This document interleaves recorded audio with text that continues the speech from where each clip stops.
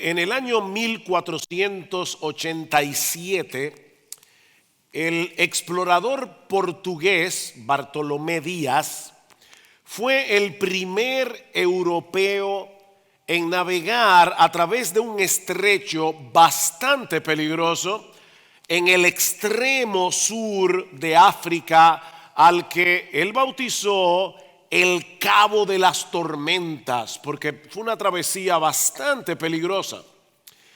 Pero cuando Juan II de Portugal se enteró de la hazaña de Bartolomé Díaz y supo de este estrecho que el explorador había descubierto, lo bautizó con el nombre que de hecho lleva hasta el día de hoy, como Cabo de la Buena Esperanza, porque él pensaba que ese podía ser un paso que los llevara hacia las Indias. De hecho, 10 años más tarde, otro explorador, Vasco de Gama, demostró que el rey tenía razón. Así que, mis hermanos, aquí tenemos un mismo lugar bautizado con dos nombres distintos, completamente opuestos entre sí: el Cabo de las Tormentas, el Cabo de la Buena Esperanza. Alguien decía, un nombre refleja las dificultades del viaje, el otro nombre refleja la esperanza del destino. Y sin quererlo, obviamente sin quererlo, el rey Juan II de Portugal nos proveyó una buena ilustración de lo que es la vida cristiana práctica, que de hecho es la misma lección que veremos en el pasaje que vamos a considerar esta mañana en el libro de Lamentaciones. Y la lección es esta, mis hermanos: cuando tengamos que atravesar por las tormentas de esta vida, la fidelidad de Dios a sus promesas nos permiten seguir adelante con esperanza.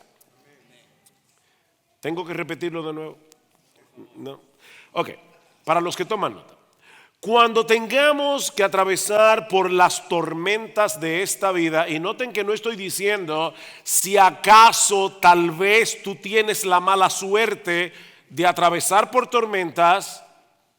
No, como las chispas se levantan para volar al aire, el hombre nace para la aflicción. Nuestro Señor Jesucristo dijo: en el mundo tendréis aflicción. Por eso estamos diciendo, cuando tengas que atravesar por las tormentas de esta vida, la fidelidad de Dios a sus promesas nos permiten seguir adelante con esperanza. Este libro de Lamentaciones consiste en 5 poemas de lamentos, escritos muy probablemente por el profeta Jeremías, luego de la destrucción de Jerusalén por manos de Nabucodonosor, rey de Babilonia, en el año 586 antes de Cristo. Durante muchos años el Señor había estado llamando a la nación al arrepentimiento por sus pecados, pero el pueblo decidió cerrar su corazón a la voz de Dios a través de sus profetas hasta que fue demasiado tarde.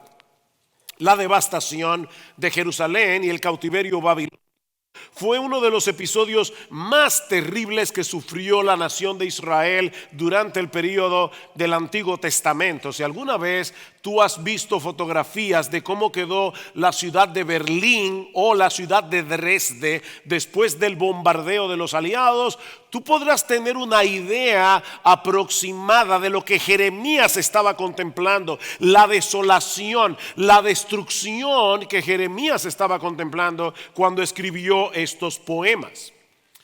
En los capítulos 1 y 2 del libro de Lamentaciones, Jeremías nos presenta su lamento desde la perspectiva del pueblo.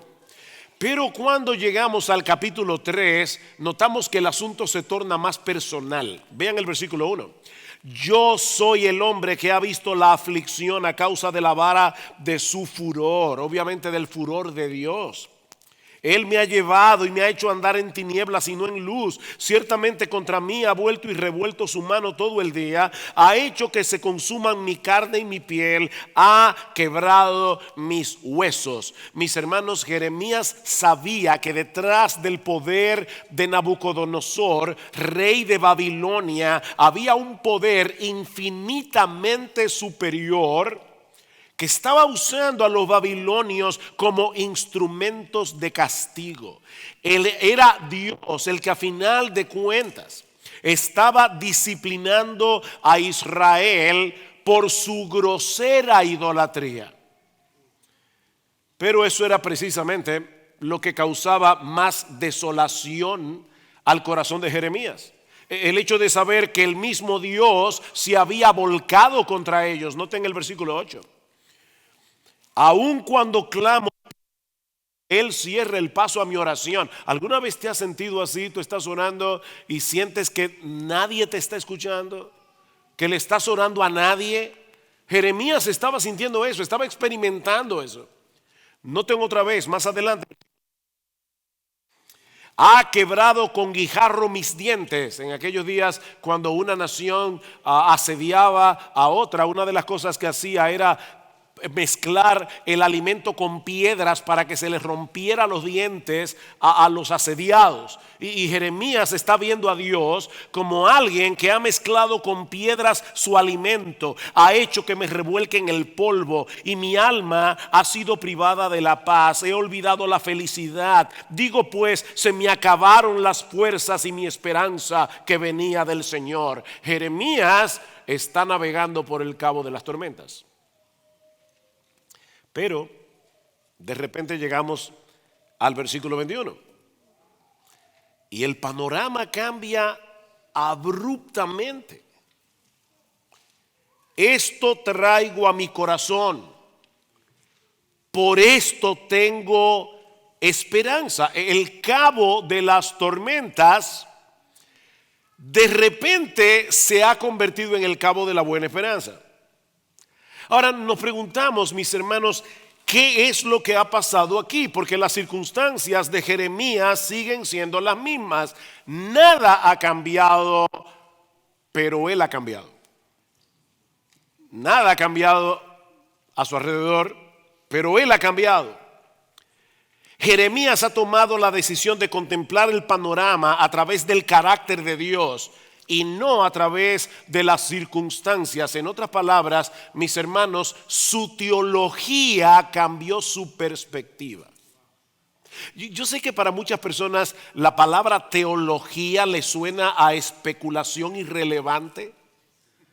Tener que estar buscándole las 5 patas al gato. Yo soy una persona sencilla.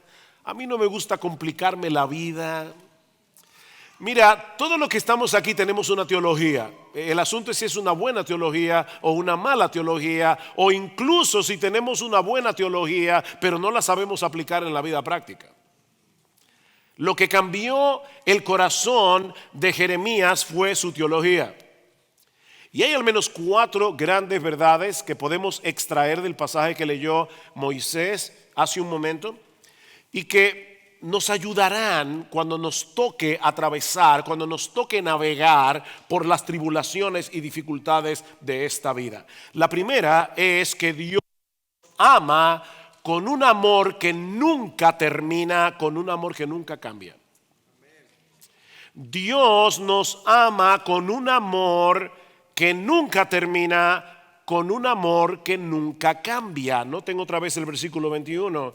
Esto traigo a mi corazón, por esto tengo esperanza. ¿Qué es lo que Jeremías trae a su corazón? Que las misericordias del Señor jamás terminan. Que las misericordias del Señor jamás terminan. Esta palabra que se traduce aquí como misericordia es un término sumamente rico en el idioma original porque señala hacia una clase de amor que se encuentra enraizado en el pacto que Dios hizo con su pueblo. De hecho, podríamos traducir esta palabra como lealtad al pacto o misericordias del pacto o amor de pacto.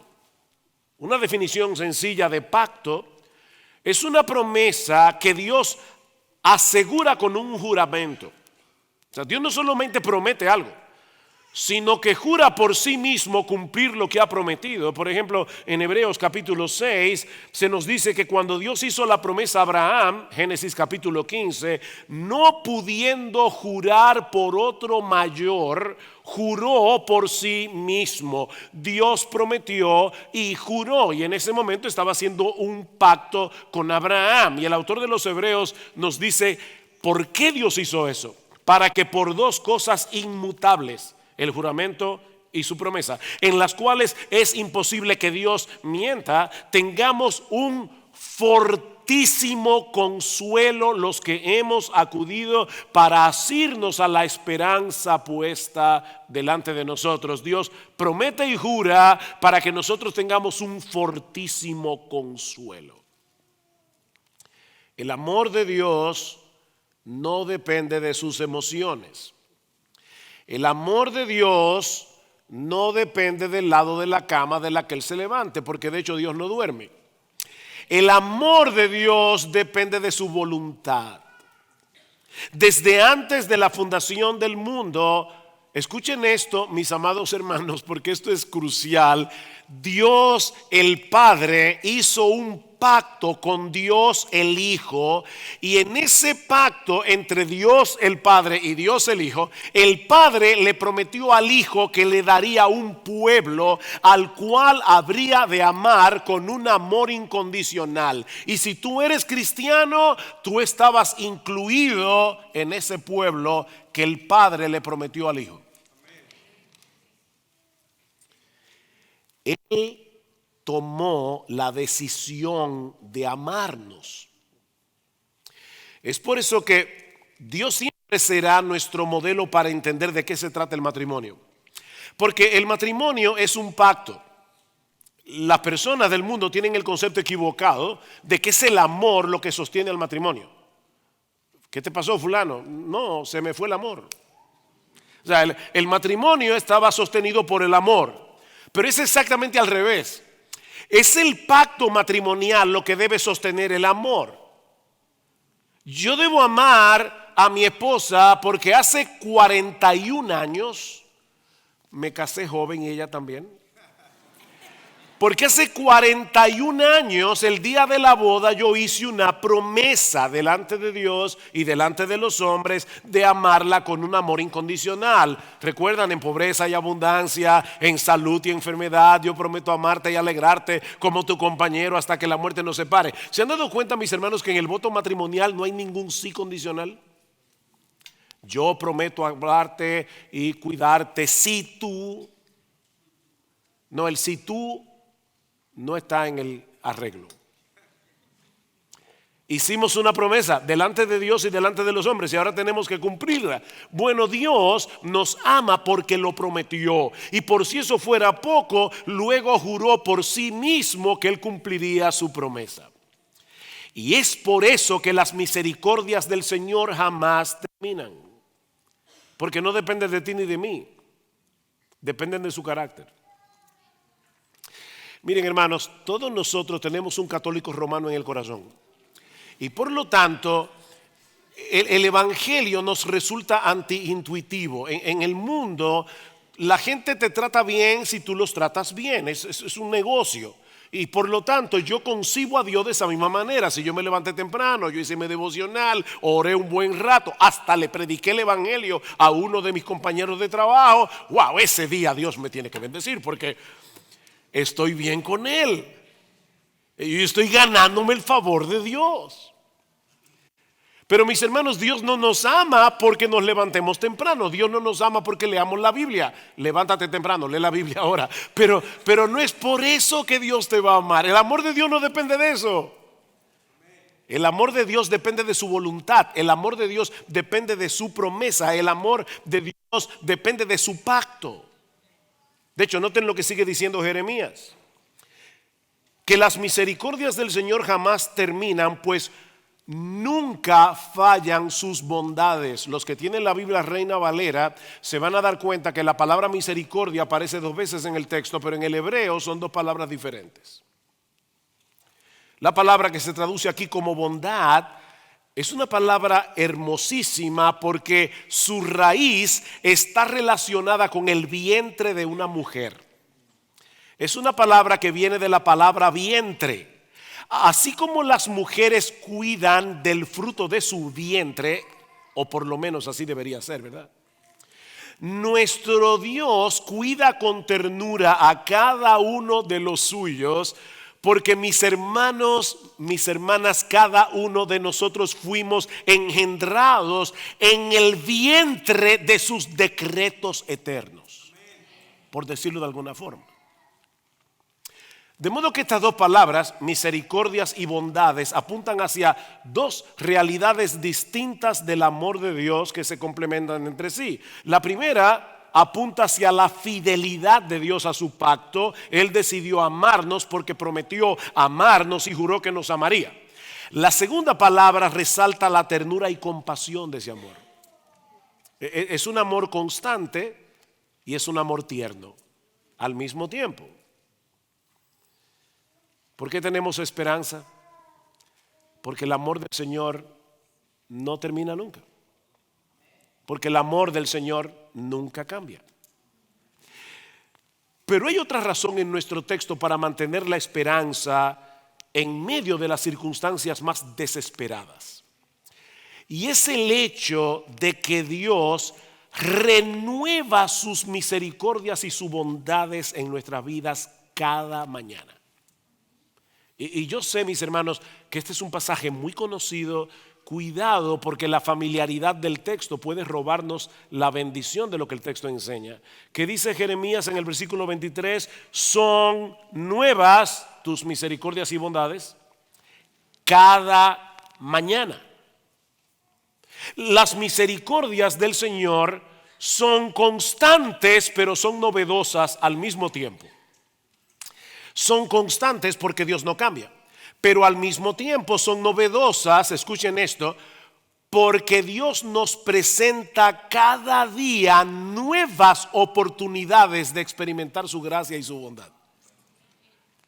O sea, no es que la misericordia de ayer estaba defectuosa y ahora le hicieron un upgrade.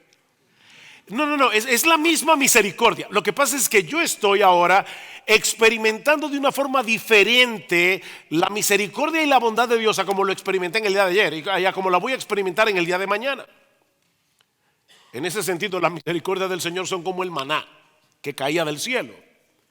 Cada mañana, cada nuevo día, el Señor tiene para nosotros una nueva porción de su gracia, una nueva porción de sus favores, una nueva porción de su bendición. Piensen por un momento en el amor de los padres hacia los niños recién nacidos. Y yo veo aquí varios padres con niños pequeños. Miren, un bebé requiere de tanto esfuerzo, mucho trabajo, mucho trabajo. Siempre que leo este texto, recuerdo ese individuo que se encontró con el tipo tenía deudas por todas partes y le dice, fulano, ¿y cómo tú duermes por las noches? Y dice, no, yo duermo como un bebé. ¿De verdad? Sí, me levanto cada 3 horas llorando. Yo no sé a quién se le ocurrió decir que duerme como un bebé. Ahora, traigo esto a colación no por hacer un chiste, es porque de verdad los bebés cuando nacen es cada 3 horas, quiero comer. Dios les dio a los bebés un desorden obsesivo compulsivo por la leche materna y no importa lo que tú le ofrezcas, él quiere leche de la mamá. Dan trabajo los bebés, pero ¿saben qué? Cada día el amor de los padres se renueva. Pasamos una mala noche, nos levantamos por la mañana, vamos a la cuna y vemos al bebé con la misma ternura, con el mismo amor, como si lo estuviéramos viendo por primera vez. El amor de Dios es eterno, es inmutable, es un amor que no cambia y al mismo tiempo se renueva cada mañana. Cada mañana Dios nos ve con la misma ternura, la misma bondad, el mismo amor. Porque las misericordias y las bondades de ayer eran para ayer. Las de hoy son para hoy. Así que no os afanéis por el día de mañana, dice el Señor en Mateo 6:34, porque el día de mañana traerá su afán, basta cada día su propio mal. Cada día tendrá su propia cuota de problemas, pero Dios tiene reservado para nosotros un paquete de bondades y de misericordias que serán suficientes para enfrentar lo que venga en el día. Mi hermano, tú te puedes levantar mañana con esa confianza. Las misericordias del Señor son nuevas cada mañana. Y pasado mañana. Y traspasado mañana. Y dentro de un mes. Y dentro de 10 años. Si el Señor no ha venido antes o tú no has partido a la gloria. Porque no habrá un solo día en el que Dios deje de cumplir esa promesa. Ninguno de nosotros aquí puede saber con certeza lo que va a suceder mañana. No tenemos la menor idea de las tentaciones que vamos a enfrentar, no tenemos la menor idea de las enfermedades que vamos a padecer, no tenemos la menor idea de las dificultades que vamos a tener con otras personas. No sabemos lo que trae el día de mañana. De hecho, ni siquiera podemos estar seguros del tiempo que nos queda en este mundo. Pero hay una cosa de la que sí podemos estar absolutamente seguros. He aquí el bien y la misericordia me seguirán todos los días de mi vida. Y al final, en la casa del Señor moraré por largos días. Las misericordias del Señor nos persiguen. Eso es lo que dice el texto literalmente, de hecho. Dios nos persigue para hacernos bien, porque nosotros somos muy huidizos. No hay ningún asomo de duda en este texto. Ciertamente el bien y la misericordia, ciertamente me seguirán todos los días de mi vida.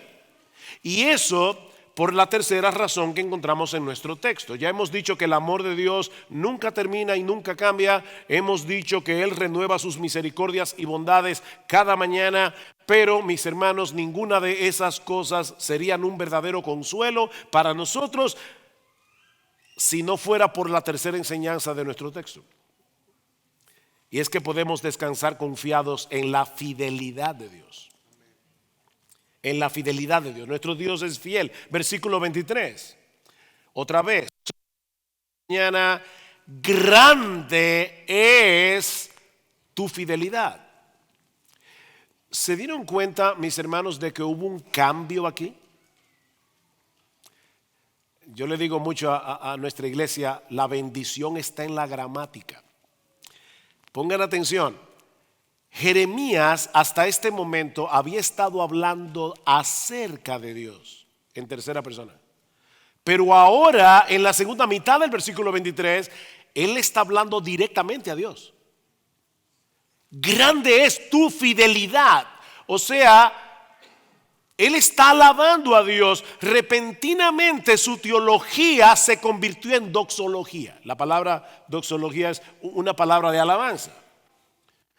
Mis hermanos, una teología que no te lleva a alabar a Dios es una teología defectuosa. Porque la teología es acerca del ser de Dios. Y Dios es demasiado grande, Dios es demasiado admirable como para no ser alabado. Así que si tu teología no se convierte en doxología, es una teología defectuosa. Grande es tu fidelidad. Esta palabra significa firmeza, constancia, confiabilidad. Nuestro Dios es constante y fiel. Cuando Él promete algo, lo cumple. No solo porque Él es confiable, sino porque nada ni nadie puede impedir que Él haga lo que Él se ha propuesto hacer. Yo puedo hacerte una promesa de buen corazón y con la mejor intención de cumplirla y no poder hacerlo porque surgió un imprevisto. De hecho, nosotros por poco no venimos a este viaje porque estábamos haciendo una gestión de visa, teníamos tiempo suficiente, pero hubo un error y el pasaporte de mi esposa y el mío lo mandaron al edificio equivocado la semana antes de venir aquí. Y nosotros decíamos, ¿qué es lo que está pasando? Este pasaporte debió llegar a casa. Y yo recibí un correo que decía, su pasaporte fue despachado. Así que volvimos otra vez al sitio del visado. Y él dice, Señor, es que ya su pasaporte fue entregado. ¿Y a quién? A un señor llamado Tony de su edificio. Digo, mire, en mi edificio no hay nadie que se llame Tony. Vaya a averiguar otra vez. Digo, mira, lo voy a hacer porque tú me lo estás pidiendo, pero de verdad que no hay nadie que se llame Tony. Así que fuimos al edificio. Hermanos, eso fue el miércoles pasado, antes de venir para acá. Fuimos al edificio otra vez, reunimos al personal. Uno de ellos se acordó que en el edificio de al lado trabajaba un muchacho que se llamaba Tony. Y él tenía nuestros pasaportes. Así que por poco yo no estoy aquí predicando. Yo puedo prometerle a Moisés que voy a predicar, pero yo no lo sé. Nadie aquí puede decir, a mí me llama la atención en las películas americanas, como le dicen, I promise. ¿Qué es lo que tú prometes? Que yo no puedo estar seguro de nada. Pero a Dios nunca le ocurre eso. A Dios nunca le ocurre eso. Él es veraz, pero también es soberano. Él no miente, pero también es todopoderoso. Así que no existe nada ni nadie que pueda frustrar sus planes. Él es absolutamente confiable en todo tiempo y en toda circunstancia. Nuestro Dios es fiel en medio de la aflicción. Yo decía al principio cuando orábamos, puede ser que haya algunos aquí que estén pasando por alguna aflicción severa. ¿Qué dice el Señor? O mejor dicho, el salmista hablando del Señor: conozco, oh Jehová, que tus juicios son justos y que conforme a tu fidelidad me afligiste. Dios es fiel cuando nos aflige, porque Él siempre tiene un propósito santo, bueno, detrás de cada una de las dificultades que Él decreta para sus hijos. Dios es fiel cuando estamos en medio de la tentación. Que dice 1 Corintios 10:13, no os ha sobrevenido ninguna tentación que no sea humana, pero es Dios, que no os dejará ser tentados más de lo que podéis resistir, sino que dará también juntamente con la tentación la salida para que podáis soportar. Nuestro Dios es fiel cuando nosotros estamos siendo tentados a serle infiel. Nuestro Dios es fiel en su propósito de santificarnos. Él ha prometido que nos santificará. Él ha prometido hacernos como Jesús. Dice: y el mismo Dios de paz os santifique por completo, y todo vuestro ser, espíritu, alma y cuerpo sean guardados irreprensibles para la venida de nuestro Señor Jesucristo. Fiel es el que os llama, el cual también lo hará. Nuestro Dios es fiel en cumplir su propósito de santificarnos. Es fiel en perdonar. Nuestro Dios es fiel en perdonar. Si confesamos nuestros pecados, Él es ¿qué? Fiel y justo para perdonar nuestros pecados y limpiarnos de toda maldad. ¿No les llama la atención porque en un texto que se habla del perdón, el apóstol Juan habla de la fidelidad y la justicia de Dios? Yo esperaría que dijera, si confesamos nuestros pecados, Él es fiel y misericordioso. Él es fiel y compasivo. No, Él es fiel y justo. Y como ya Él castigó a Jesús en la cruz por todos nuestros pecados, por causa de su justicia, Él tiene que perdonarnos. Él es fiel y justo. Ya Cristo pagó por nuestros pecados en la cruz. Así que Dios en su justicia nos perdona. Nuestro Dios es fiel, absolutamente fiel. En todo tiempo y circunstancia, cada palabra que sale de su boca se cumplirá, porque Él no es más o menos fiel. De hecho, la fidelidad no se puede relativizar, es un atributo absoluto. ¿Cómo se le llaman los esposos que son fieles a sus esposas un 99%? Se llaman adúlteros. La fidelidad no se relativiza, es absoluta. Nadie es más o menos fiel. O tú eres fiel o no lo eres. Nuestro Dios es fiel. 100% fiel. Es imposible que Dios sea inconsistente. Es imposible que Él se contradiga en algo que ha dicho, porque Él no puede negarse a sí mismo. Dice en 2 Timoteo capítulo 2 versículo 13. Él no puede negarse a sí mismo.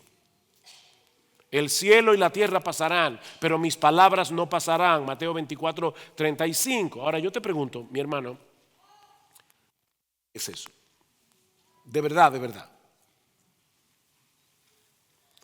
¿Tú crees que Dios cumplirá con certeza cada una de sus promesas?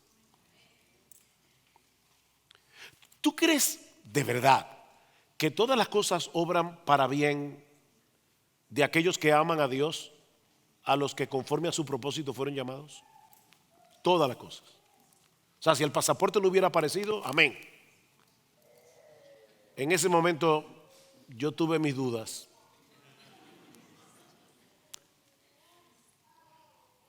Hermanos, nosotros vivimos luchando con la duda, con el temor, y por eso es que tenemos que hacer lo que hizo Jeremías. Él le tuvo que hablar a su alma, predicarle a su alma. Le preguntaron a alguien una vez, ¿usted es creyente? Y dijo, no, yo soy dudante. Nosotros tenemos una lucha. Cada vez que nosotros estamos en medio de una prueba, lo primero que se dispara no es la fe, lo primero que se dispara es la duda. Y por eso es que Martin Lloyd-Jones decía que la fe en un sentido práctico es aplastarle la cabeza a la serpiente de la duda. Eso es una guerra continua. Pero tenemos que traer estas verdades a nuestro corazón. ¿Tú crees que nuestro Dios suplirá todo lo que nos falta conforme a sus riquezas en gloria en Cristo Jesús? Filipenses 4:19. ¿Qué promesa? Nuestro Dios suplirá todo lo que nos falta conforme a sus riquezas. Si Dios no fuera fiel, no podríamos estar completamente seguros de su cuidado cuando tengamos que atravesar por las adversidades de la vida. Pero nuestro Dios es fiel.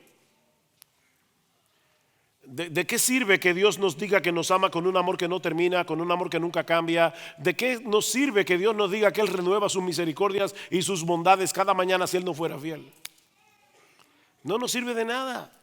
Pero podemos descansar confiados en esa verdad de las Escrituras porque Él es bueno, misericordioso y fiel. Bueno, misericordioso y fiel. Él es todo lo que necesitamos, que es, por cierto, la cuarta enseñanza de nuestro pasaje. Nuestro Dios es todo lo que necesitamos. ¿Qué dice el versículo 24? El Señor es mi porción, dice mi alma, por tanto en Él espero. Jeremías parece estar pensando aquí en lo que Dios dice acerca de los levitas en Números 18:20. Cuando estaban a punto de entrar en la tierra prometida para heredar la tierra de Canaán, Dios le dice a los levitas, no tendrás heredad en su tierra, ni tendrás posesión entre ellos. Yo soy tu porción y tu herencia entre los hijos de Israel. Es como si Dios estuviera diciendo a los levitas, cuando lleguen a la tierra de Canaán, yo no voy a darles nada allí porque yo seré vuestro todo. Ustedes no tendrán tierra ahí, pero me tendrán a mí. La porción que les tocó a los levitas no solo era suficiente, era demasiado. Porque le tocó Dios. Es la misma idea que expresa David en el Salmo 16. El Señor es la porción de mi herencia y de mi copa. Tú sustentas mi suerte. Las cuerdas me cayeron en lugares deleitosos. Cuando estaban echando las cuerdas para dividir los terrenos, dice, las cuerdas me cayeron en lugares deleitosos. Y es hermosa la heredad que me ha tocado, porque a mí me tocó Jehová. A mí me tocó el Señor. Así que vamos a ponernos ahora en los zapatos de Jeremías. Lo que Jeremías está queriendo decir aquí es, los babilonios pueden destruir la ciudad, pueden destruir el templo, pero no podrán quitarme mi posesión más valiosa. Dios era su porción y eso era más que suficiente. Ustedes recuerdan las palabras de Asaf en el famoso y conocidísimo Salmo 73, cuando él percibió en su corazón que se estaba llenando de envidia por la prosperidad de los impíos. Y que dice Asaf, ¿a quién tengo yo en los cielos sino a ti? Y fuera de ti nada deseo en la tierra. Mi carne y mi corazón desfallecen, mas la roca de mi corazón y mi porción es Dios para siempre. Esa es la porción que tú y yo tenemos en Cristo. Una porción más que suficiente, una porción que nada ni nadie nos puede quitar. Nadie puede separarnos del amor de Dios que es en Cristo Jesús, Señor nuestro. El problema nuestro, mis hermanos, es que muchas veces perdemos de vista la realidad de que nuestro Dios es todo lo que necesitamos. ¿Y saben lo que Él hace? Él se vale de las aflicciones, Él se vale de las dificultades, Él se vale de las pérdidas para librarnos de la idolatría y llevarnos de vuelta hacia Él. Eso es parte del amor de Dios. Yo leí en estos días que algunas personas, cuando leen acerca de la disciplina de Dios en la Biblia y escuchan hablar acerca de los castigos de Dios, la ira de Dios, aún el infierno, piensan como si Dios le estuviera diciendo a la humanidad: ámame y adórame o te hago daño. No, mis hermanos, Dios nunca le va a hacer daño a uno de sus hijos. Nunca. Dios disciplina, pero nunca para hacer daño. Todo el daño que tú y yo merecíamos, ya Jesús lo recibió en la cruz del Calvario. No es para hacernos daño.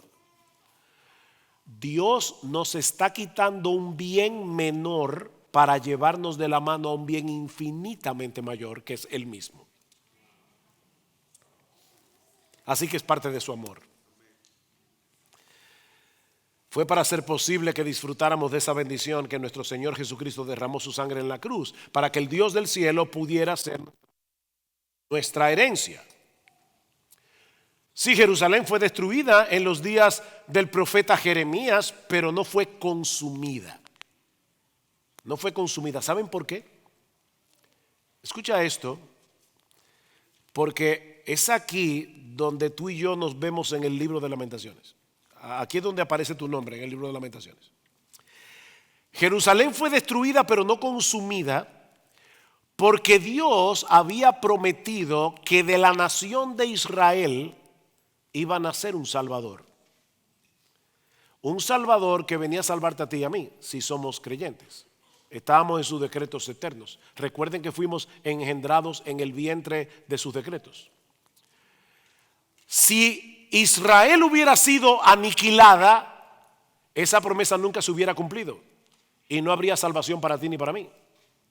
Pero como Dios es fiel a su promesa, y Él ya en la eternidad por nombre te había elegido para salvación, por nombre había decidido amarte, por nombre había decidido comprarte y hacerte suyo, la nación no fue consumida, porque Dios tenía que cumplir esa promesa.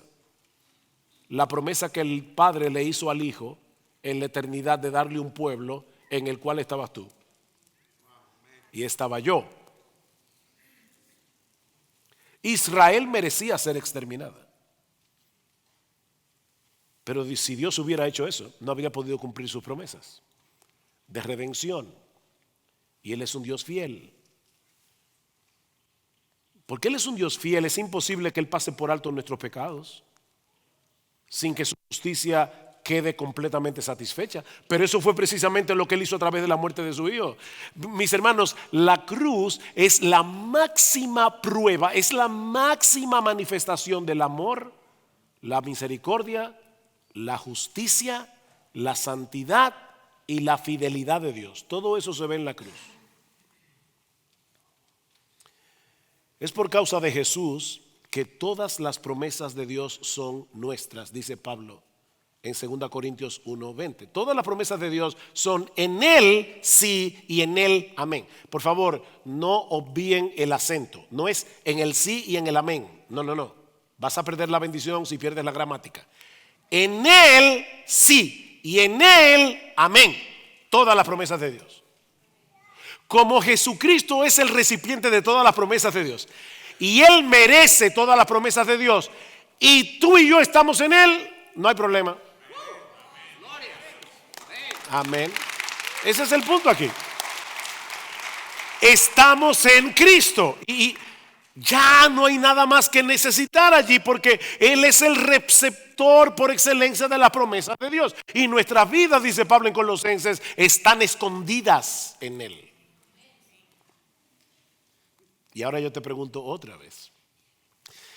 Cuando tú te encuentras de repente navegando por el cabo de las tormentas, ¿eres intencional en traer a tu mente y a tu corazón las promesas de Dios?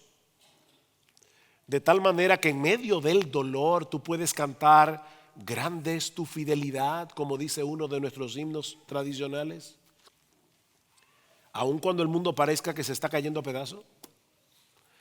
¿Estás almacenando en tu memoria las promesas de Dios reveladas en su palabra? Porque si no recuerdas esas promesas, ni las conoces, no vas a poder traerlas a tu mente y a tu corazón en el momento oportuno. Mi hermano, mi hermana, tu esperanza y tu paz no dependen del carácter de Dios. Él es bueno, Él es misericordioso, compasivo, inmutable, santo, bondadoso, fiel, incluso en esos momentos en que no tenemos la menor idea de lo que Él está haciendo. Si Dios es Dios y nuestras vidas están escondidas en Él por causa de nuestra unión con Cristo, cuando tengamos que atravesar por el cabo de las tormentas, por la fe podemos rebautizar esas aguas como cabo de la buena esperanza.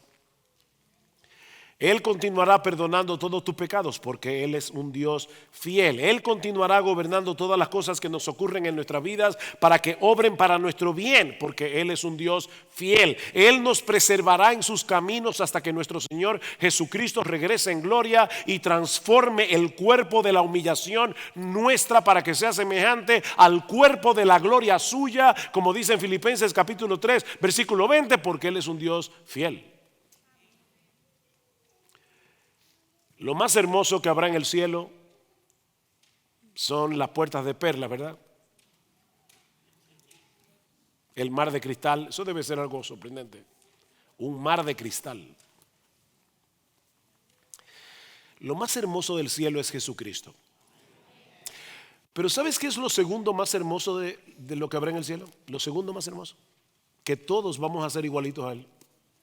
Tú vas a ver a Cristo por donde quiera que tú mires, porque dice Juan que cuando le veamos seremos semejantes a Él, ya glorificados. Tendremos un cuerpo glorificado semejante al cuerpo de la gloria suya. De paso, importante, ese es el bien del que habla Romanos 8:28.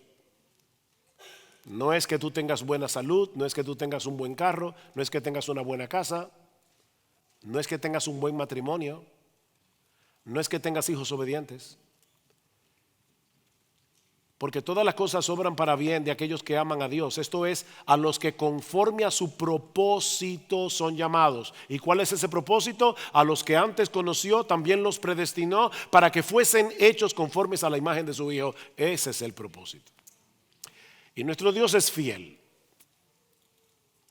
Si tú y yo fuéramos como esos canvas, esos lienzos donde un artista está queriendo plasmar su obra maestra, y esto es una ilustración que no es original, es de C.S. Lewis en El problema del dolor. Él dice, si nosotros fuéramos ese canvas, ese lienzo en el que el pintor está tratando de plasmar su obra maestra y comienza a pintar, pero no le gusta lo que ve y raspa la pintura y vuelve a pintar y raspa la pintura y vuelve a pintar, el lienzo le dirá, ya por favor, me conformo con ser un garabato. Pero él quiere hacer una obra maestra y él no va a dejar de hacerlo porque él es fiel. Y él sabe que la mayor bendición que tú y yo podemos tener es ser igualito a Jesús. Y él va a seguir haciendo eso porque él es un Dios fiel. ¿Cómo concluye Juan? Apocalipsis, palabras fieles y verdaderas son estas, le dice el ángel a Juan. Todas las palabras que están aquí son fieles y verdaderas. Oh, mis amados hermanos, que el Señor nos conceda traer estas verdades a nuestras mentes cuando tengamos que atravesar por el cabo de las tormentas, o para decirlo con las palabras de Pablo en Romanos capítulo 15 versículo 13, que el Dios de esperanza os llene de todo gozo y paz en el creer, para que abundéis en esperanza por el poder del Espíritu Santo. Él es el Dios de esperanza. Y si tú estás aquí sin Cristo en esta tarde, lamentablemente, esta promesa no es para ti. De hecho, déjame decirte que todas las tormentas por las que tú has tenido que atravesar a lo largo de tu vida son nada en comparación con el fuego y el castigo eterno del infierno. Porque Dios no está ahí. En el infierno no hay una gota de esperanza. Entrad por estas puertas, vosotros que ya no tenéis esperanza, puso Dante en la puerta de la entrada al infierno.